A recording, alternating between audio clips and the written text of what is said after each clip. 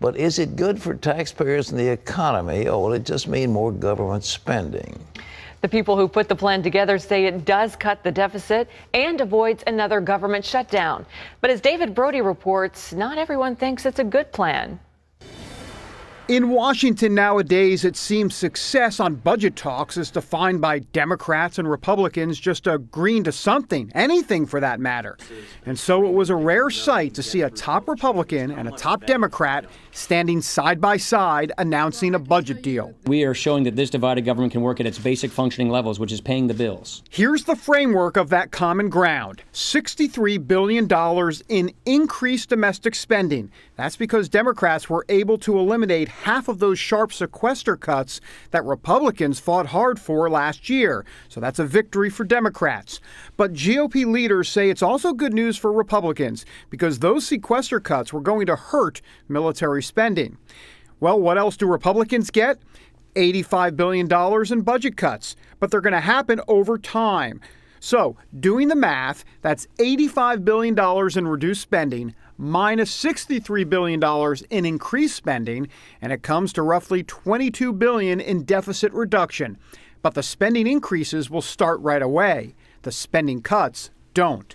In an interview with CBN News, Senator John Thune says he's taking a wait-and-see approach. It looks like it would increase spending for a couple of years in exchange for some savings that would be achieved in future years.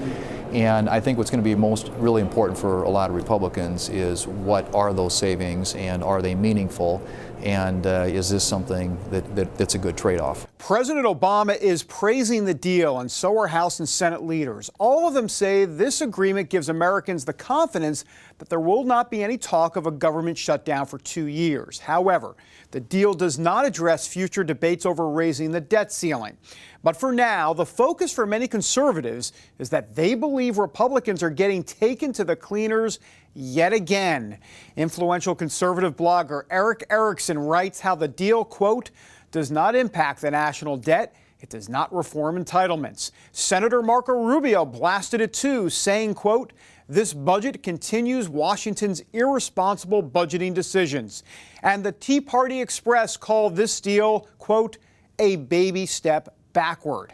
Now, conservative budget chairman Paul Ryan is feeling all of this heat, but defending the deal. This says let's cut spending in a smarter way, some permanent spending cuts to pay for some temporary sequester relief, resulting in net deficit reduction without raising taxes. That's fiscal responsibility. That's fiscal conservatism. Ryan believes the House will pass this deal, and Patty Murray is confident Democrats will do the same in the Senate.